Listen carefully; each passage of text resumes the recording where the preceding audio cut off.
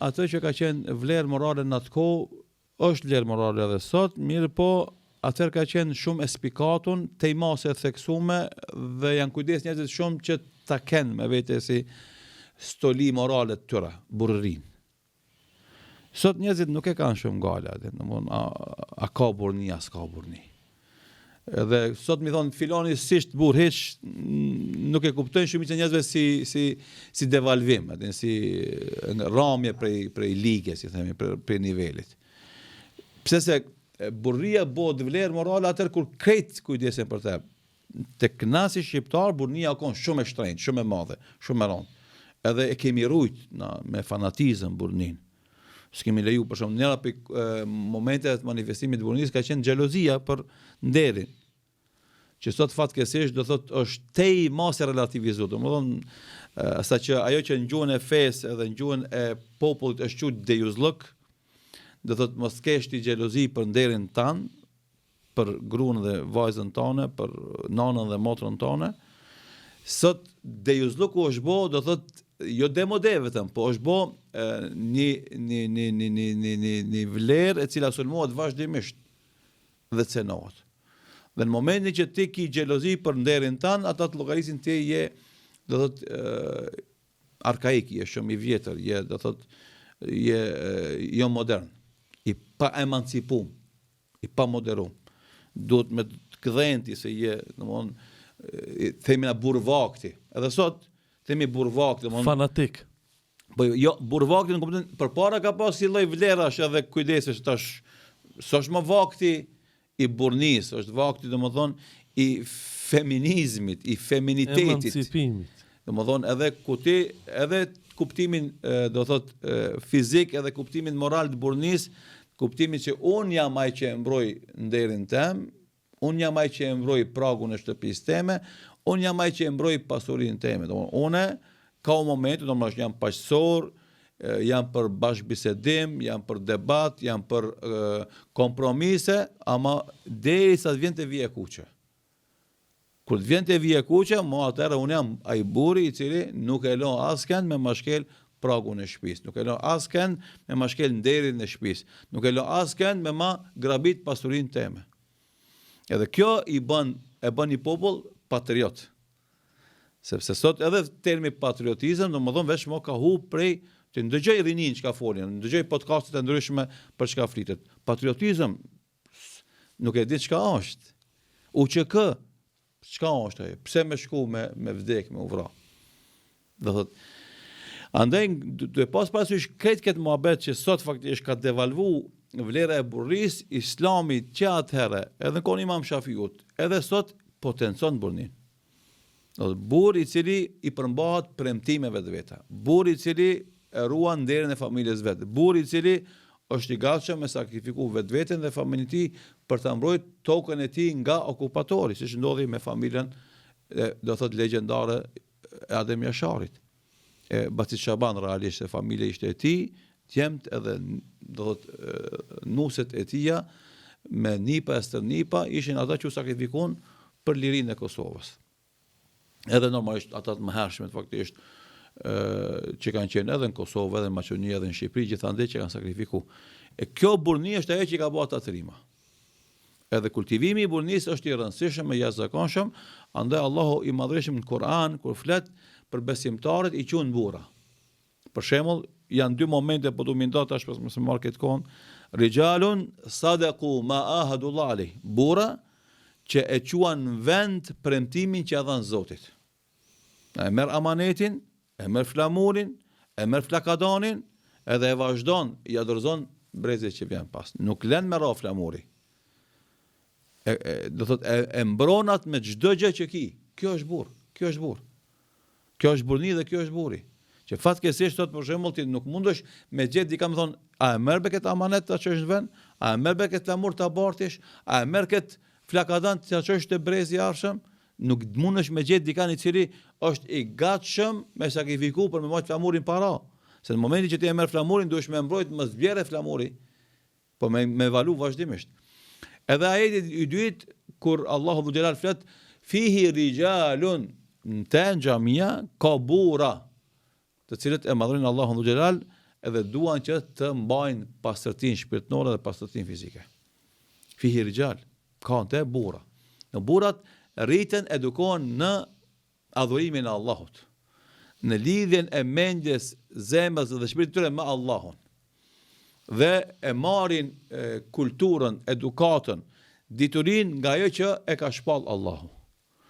E kjo burni do të ka qenë vlerë shumë e madhe dhe andaj Imam Shafiu rahimullahu taala thot, nëse mendoj që macenon burnin pirja ujit freskët, sepse në botën arabe është nxehtë. Komoditeti. Nëse mendoj se komoditeti macenon mua burnin, unë e la. Edhe midis verës pi ujit nxehtë. Se edhe kjo është e vërtetë, sepse jeta e vështirë prodhon burra të fortë. E burrat e fortë prodhojnë kushte të mira.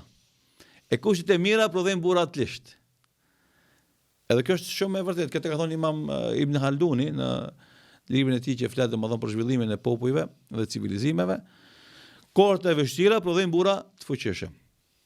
Burrat e fuqishëm normalisht sjellin kohë të mira, se luftojnë, përpiqen, bëjnë shtetin, bëjnë domethënë komoditetin. Shteti i fuqishëm, komoditeti që ofron qytetarëve vet, ofrojnë, prodhojnë burra të lishtë. Edhe ata burra të lishtë kanë ndodhe hupin shtetin pastaj. Edhe andaj na themi duhet na me kultivu sistemin edukativ arsimor në shkollat tona, duhet me dhënë rëndësi edukimit burnor, se kur themi burra, sa është normalisht feministët thënë kjo burnesha. Po në gjuhën shqipe ekziston domthon edhe burra edhe burnesha, gra të cilët kanë tipare të burrave, se zakonisht gruaja është më emocionale, edhe domthon si më thon, më e disponuar të nënshtrohet presionit. Për shembull, kur hyn okupatori në një shtëpi, nëse burri reziston, gruaja e parë dorëzohet, do intervenon për me zbut situatën duke e pranu fajin ose duke e dorëzu atë që e lip okupatori. Edhe kjo është fotografi domethënë e mirënjohur edhe reale. Rall ka gra për shembull që i rin besnik rezistencës burrit ose rezistojnë bashkë me burrin, sikurse ka ndodhur faktikisht me herojt kombëtar ton, Femi edhe Xhev Ladrovcin. Shumica e rasteve është që okupatori e përdor gruan, gjinin femrore, për t'ia imponu burrit ta dorëzon për shembull idealin e vet, qoftë ajo arma, qoftë ajo rezistenca, qoftë ajo botkuptimi politik i tij e kështu me radhë. Dhe për këto arsye, sepse gjinia femrore është emotive dhe është e prirë zakonisht të nënshtrohet dhe nuk ka fuqinë e rezistencës, i thuhet edhe gruas e cila ka tiparet e këtij burrit, i cili është i pathyeshëm, burnesh. Edhe nuk ka mundësi mi thon për shembull një burrit që ka tipare të burnis mi thon grua e fuqishme ose grua e çelikt. Ka raste në perëndim e përdorin në gjuhën shqipe kemi burnesh, në perëndim zakonisht e përdorin domon grua e hekërt ose grua e çelikt. Faktikisht është e vendosur në vendimarrjet e veta. Po përsëri summa summarum i thuhet edhe asaj burnesh, domethënë se ka tipare të burrit që kur e merr një vendim nuk e luhat atë. Kur e jep një premtim i përmbahet asaj. Kur e merr një amanet e çon në vend. Edhe do thot nuk i shet parimet e veta për asgjë. Këtu janë do parafrasisht përshkrimi i burrnisë dhe i burrave, për cilën ka folur Imam Shafiu rahimahullah, dhe me këtë thonje edhe një herë po e përsëris, ka tentuar me thonë se nuk duhet me leju asgjë me na cenu burrnin. Edhe çdo gjë që na mendojmë se mund të me na cenu burrnin, na duhet me largu.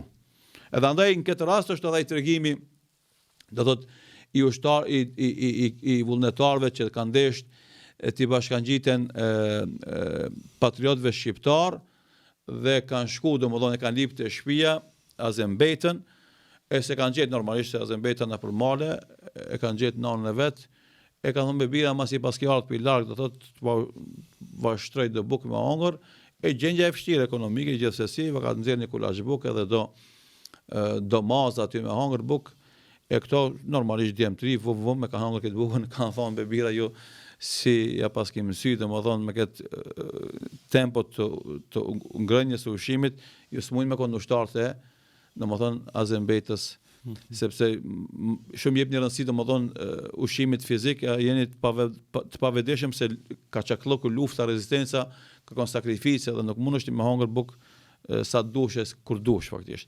Edhe kjo tregon se ata djemë të ri do thotë kanë desh me qenë vullnetar në rezistencën kombëtare në atë kohë, mirë po s'kanë qenë përgatitur psikofizikisht se kur të bëhesh ti faktikisht pjesë e rezistencës, duhesh me qenë i përgatitur edhe me sakrifiku shumë nga komoditeti të cilën domthonë e ki pas në jetën normale.